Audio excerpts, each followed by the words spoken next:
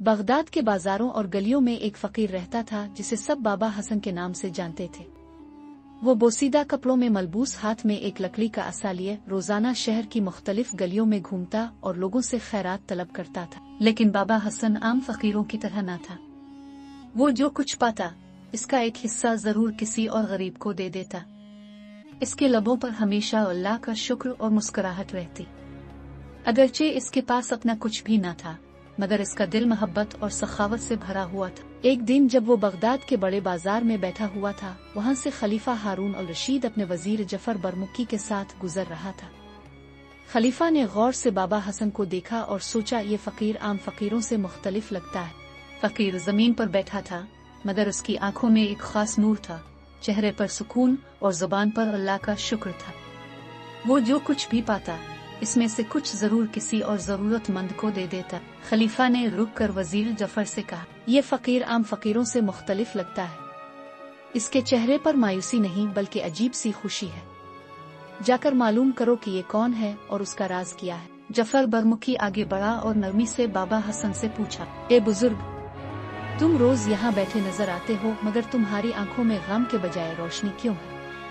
तुम्हारी जिंदगी में ऐसी कौन सी दौलत है जिसने तुम्हें खुश रखा है? ये सुनकर बाबा हसन मुस्कुरा दिया। इसकी मुस्कुराहट में एक खास राज छुपा दिया। ए मोहतरम, मेरी दौलत वो है जो कोई चारा नहीं सकता, जो कम नहीं होती और जिसे खर्च करने से ये बढ़ती रहती है। जफर बरमुकी ये जवाब सुनकर हैरान हुआ।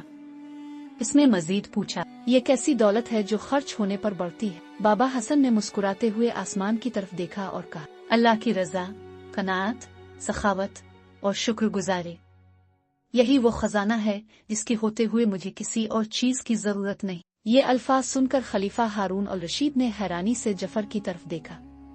वो सोच में पड़ गया कि एक ऐसा फकीर जो दुनियावी माल और दौलत से महरूम है, वो इतना मुतमईन और खुश कैसे हो सकता है। बाबा हसन के अल्फाज ने जफर बरमुकी को हैरत में डाल दिया।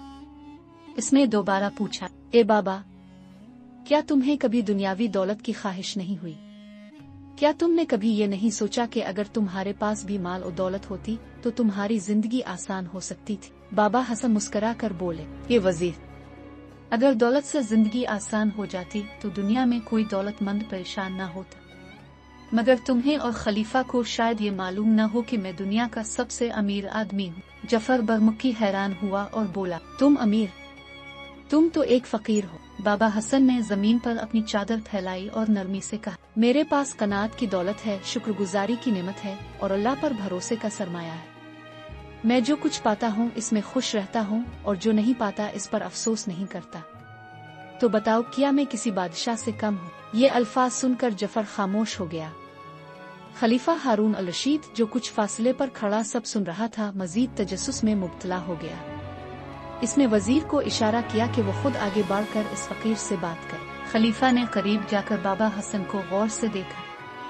एक अजीम बादशाह होने के बावजूद वो एक लम्हे के लिए बाबा हसन की सादगी और सुकून से मुतासिर हुआ। इसने नरमी से कहा, ए बुजुर्ग, मैं तुम्हारी बातें सुन रहा था। तुमने कहा कि तुम दुनिया के सबसे अमीर शख्स हो, लेकिन तुम्हारे पास न कोई महल है, न खजाना, न जमीनें। तो ये कैसी दौलत है जिस पर तुम्हें नाज है? बाबा हसन ने मुस्कुराकर खलीफा की तरफ देखा और जवाब दिया, ये खलीफा, अगर अमीरी महलात, खजाने और जमीनों में होती तो तुम सबसे ज्यादा मुतमईन होते, मगर क्या तुम वाकई पुरसुकून हो? खलीफा हारून अल रशीद इस सवाल पर चौंक गया। वो एक अजीम हुक्मरान था, मगर सल्तनत की जिम्मेदारियों और साजिशों ने इसे कभी चैन से बैठने न दिया था। वो हर वक्त किसी न किसी फिक्रमंदी में मुब्तला रहता था। ये देखकर बाबा हसन ने मजीद कहा, हकीकी दौलत दिल का सुकून है और सुकून उन्हें मिलता है जो कनात और शुक्रगुजारी को अपना लेते हैं। मैं जो कुछ रखता हूँ इसमें राजी हूँ, इसलिए मैं सबसे अमीर हूँ। खलीफा को इस फकीर की बातों में हिकमत नजर आई। वो सोचने लगा कि शायद दौलत और इख्तियार ही सब कुछ नहीं, बल्कि असल सुकून कनात और सादगी में है। खलीफा हारून अल रशीद, जो हमेशा अक्लमंद उलमा और दानिश्वरों की सोहबत में रहा था, आज एक सादा फकीर के अल्फाज से हैरान था। इसने बाबा हसन की आंखों में झांका, जहां सुकून और हिकमत की एक अजीब रोशनी थी। खलीफा ने नरमी से कहा, बाबा हसन, तुमने कहा कि तुम सबसे ज्यादा अमीर हो, लेकिन तुम्हारे पास कोई कीमती लिबास, कोई खजाना आ जमीन नहीं है।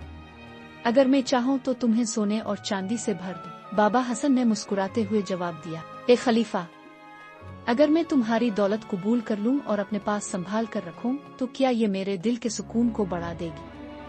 मुझे रात को ज्यादा पुरसुकून नींद दे सकेगी। खलीफा खामोश हो गया। इसे अच्छी तरह इल्म था कि दौलत के साथ साथ फिक्रें और जिम्मेदारियां भी बढ़ती हैं। बाबा हसन ने अपनी चादर पर हाथ फेरा और कहा, ये चादर मेरी सल्तनत है और मैं इसका बादशाह हूँ। मुझे कोई फिक्र नहीं कि कल क्या होगा, क्योंकि मैं अल्लाह की रजा में खुश हूँ। अगर तुम वाकई मुझ पर करम करना चाहते हो तो जाकर अपने अवाम की भलाई करो, उनके मसाइल हल करो, ताकि तुम्हारा नाम सिर्फ ताकतवर बादशाहों में नहीं बल्कि नेक हुक्मरानों में भी लिखा जाए। खलीफा हारून अल रशीद को ऐसा लगा जैसे कोई सदियों का आलम उसके सामने बैठा हो। इसने बाबा हसन को सलाम किया और कहा, ए बाबा, तुम्हारी बातों ने मेरे दिल पर गहरा असर किया है।